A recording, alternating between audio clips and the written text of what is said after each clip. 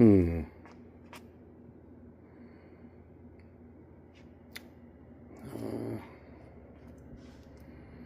Mm-mm.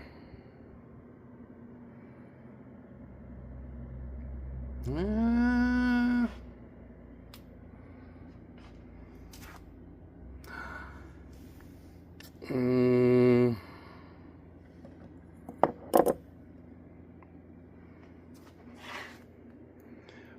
Oh, yeah.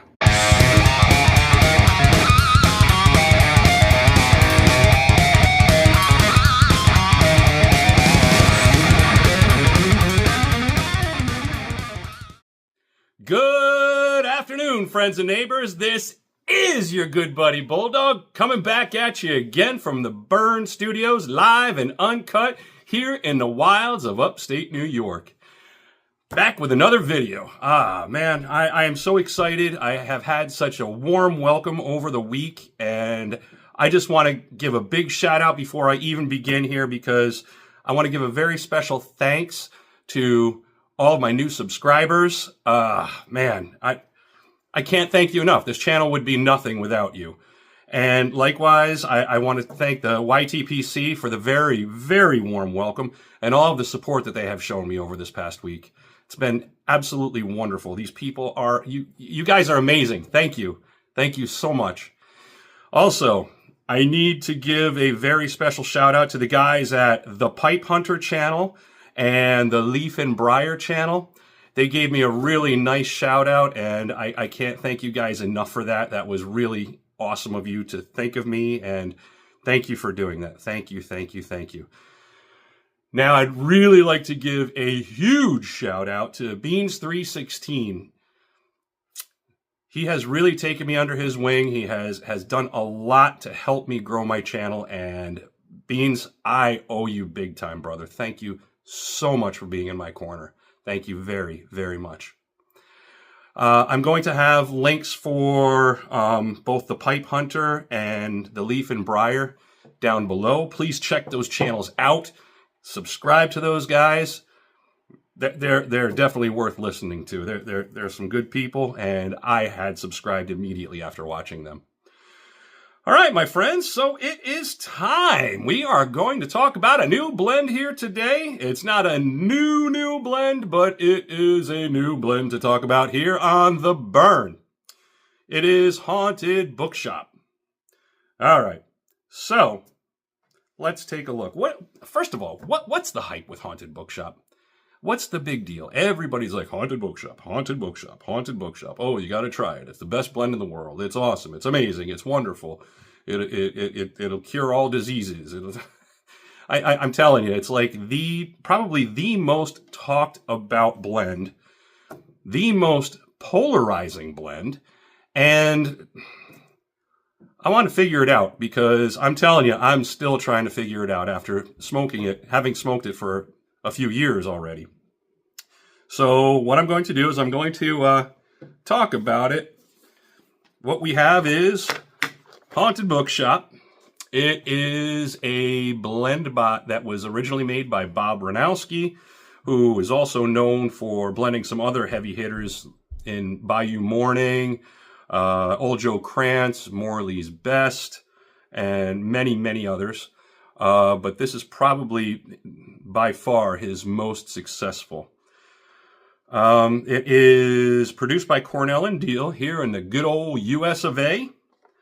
And it comes in a couple different forms. It comes in an 8-ounce tin like this one. Sorry, trying to get it out of the glare. It also comes in a 2-ounce tin, and those are both in ribbon cut. And it's also available in cake form, which is really, really good. That's all I've smoked so far. I do have that tin of the ribbon cut, but I've really only smoked the crumble cake so far. And it's been interesting. We'll talk about it. It is chiefly a burley blend. Now, it has the components. It has Virginias, Burleys, and Perique in it. Okay, let's talk about these Virginias. There's some, I wouldn't say controversy, but some disagreement in what kind of Virginias are being used. Jim Inks and the gang over at Tobacco Reviews swear that red Virginias were used. However, I just watched and rewatched a video by Jeremy Reeves of Cornell and Deal, and he says that they are bright Virginias, bright Virginia flake that has been broken up into there. So the man himself, the blender himself, has said, the bright Virginias, but take it with a grain of salt. You don't usually taste a whole lot of Virginias in here anyway, but we'll talk about that a little bit later. The burleys it uses both dark and cube cut white burley, and of course the Perique. There's no topping on this. Casing? I don't think so. It seems uncased to me. It's pretty dry flavored. When I say dry flavored, I'm thinking along the lines of like a wine. Along the scale of dry wine to sweet wine. I kind of can categorize tobaccos in the same way. And I think of this one as more of a dry blend, okay? And it doesn't have a whole lot of sweetness to it. It does have a little bit of vitamin N to it. So just a word of warning to those of you who are about ready to go venture out and give this one a shot. It can knock you on your behind, and it has done so to me. So be prepared for that. It won't do it all the time. Don't be afraid of it by any stretch of the imagination, but it can pack a punch. I recommend trying it out in a small bowl first, and we'll talk more about the bowl size in a little bit. Again, it's a ribbon cut or a crumble cake. And when you bust up the crumble cake, let me show you here. It's really kind of a fine coarse cut is what it, well, a varied coarse cut. Let me show you here. There she be. Good looking stuff, let me tell you. So before I go ahead and get smoking this thing, let me read that tin description to you. It's very simple, very straightforward.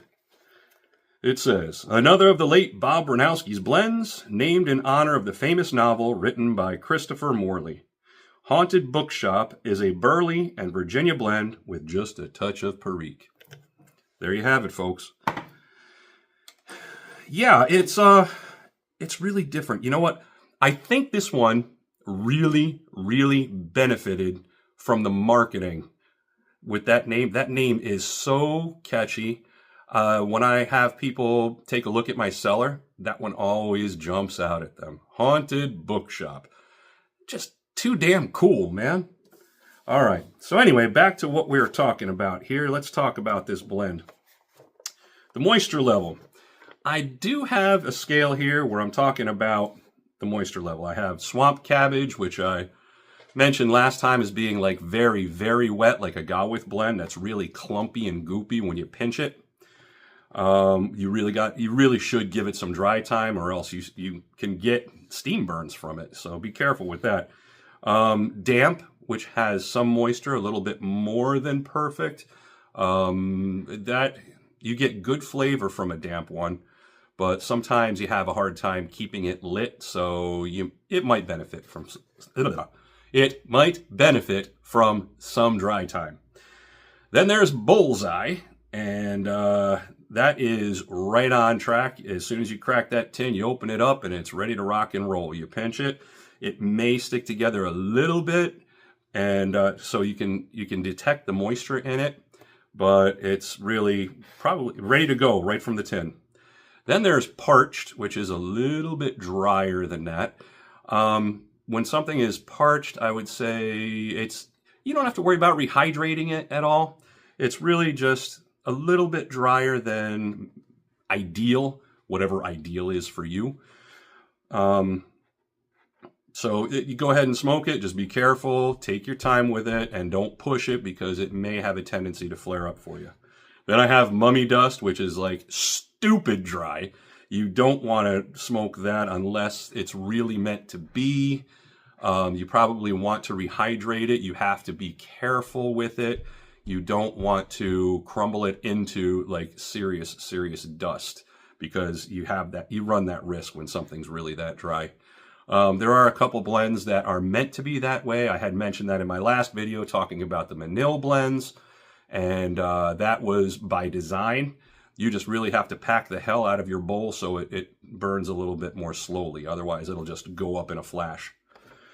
Okay, so Haunted Bookshop, on that scale, falls into the bullseye category, maybe just drifting over a little bit into the parched category. It's a little bit dry, all right? You don't really have to be too careful with it, but yeah, it can become dust. But it's ready to go right out of the tin. Good to go. All right, so let's check out this tin note.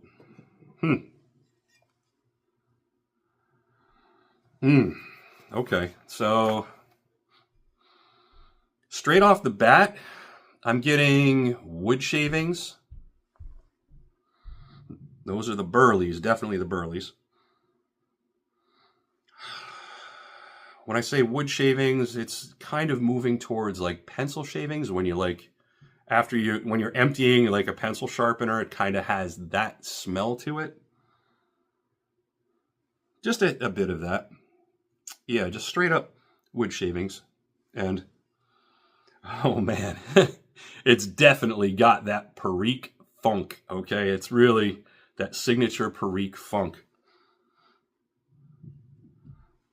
It's funny because I've joked about this one to some friends of mine. I said that instead of calling it Haunted Bookshop, they should call it Haunted Pet Shop, because to me it smells like it smells like a dirty hamster cage. All right, I just got to come out and say it. It smells like a dirty hamster cage to me, because you got the wood shavings and that funk.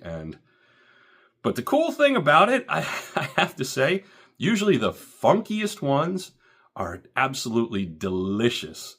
Absolutely delicious. I really like the Perique funk. I'm very partial to that. So always looking forward to something with that. All right, so let's get lit. Oh. Have it in an 80S spigot. All right.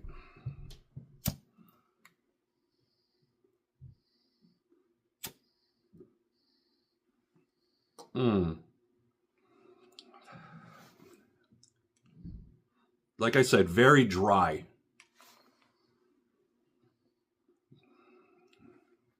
Dry like a dry wine.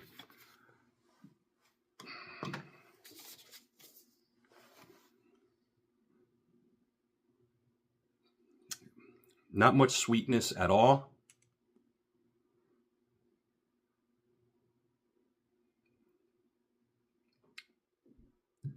I'm tasting the burleys. They're giving me a nuttiness. Maybe just a hint of cocoa. Ooh, that retrohale is very nutty.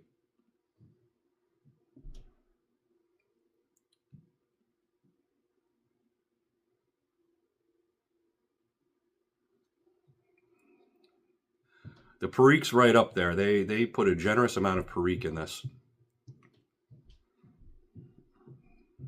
It's very tasty, very tasty.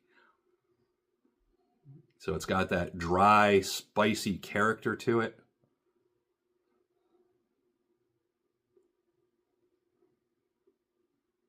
Very enjoyable.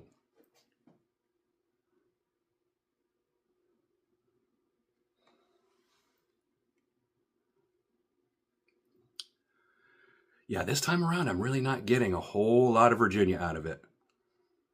And that seems to usually be the case when I smoke this. When I say usually be the case, I will be approaching that more a little bit later here. But it's definitely a burly forward with a heavy dose of Perique. Very, very nice. It's treating me well right now. It's almost got...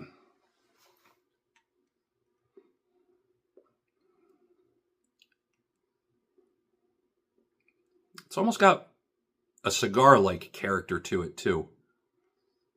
It's got that real fullness about it. Dry fullness. I'm wondering what this would be like with a pinch of cigar leaf in it. That might really enhance it. I'll have to give that a shot.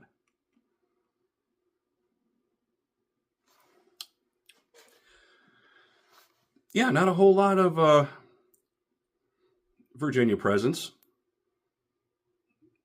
I think the Virginia was really put in it to just balance out the burley, kind of take away from the bitterness that burleys can typically have.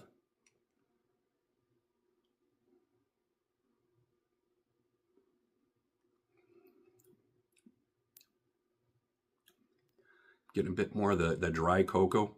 Like when I say cocoa, I'm not talking chocolate. Please don't get those mixed up. I'm not talking like milk chocolate or dark chocolate with this one. It's more like when you open a tin of Hershey's cocoa, just the unsweetened cocoa, that smell, you tend to get that in the flavor, which again is very typical of burleys, the nuttiness and the cocoa. So this is holding true to that.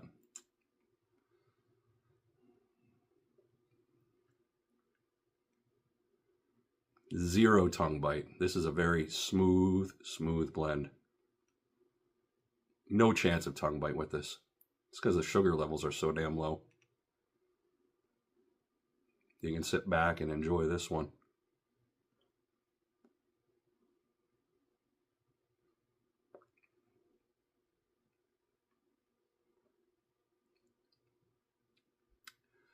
If you're a burly guy, you'll probably enjoy this one. I think you kind of have to be. It's so burly forward. The Perique is kind of taking a back seat to the burly here.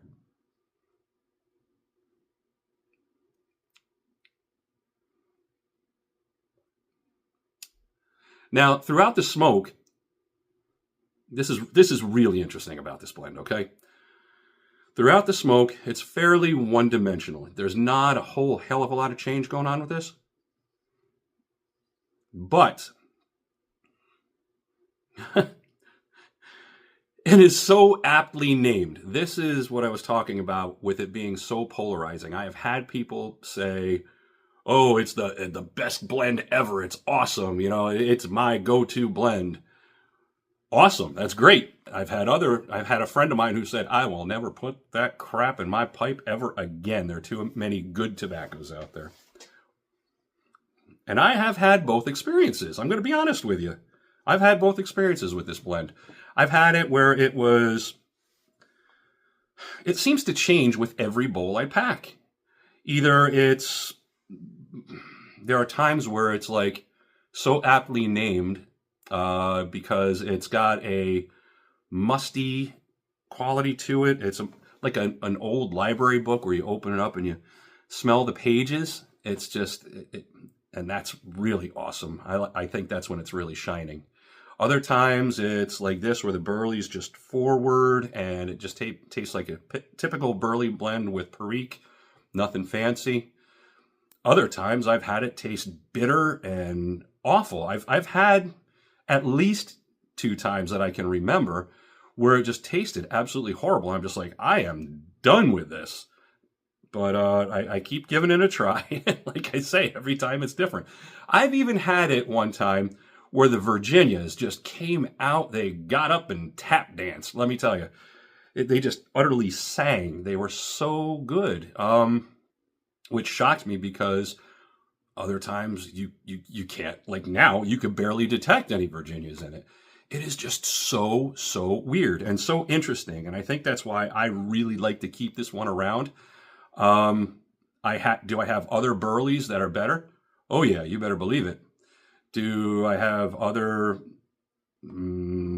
Weber mixtures that are better? Yeah. But you know what? Like I said, this one interests me. It's really intriguing because every time I light up a bowl, it's a different smoke.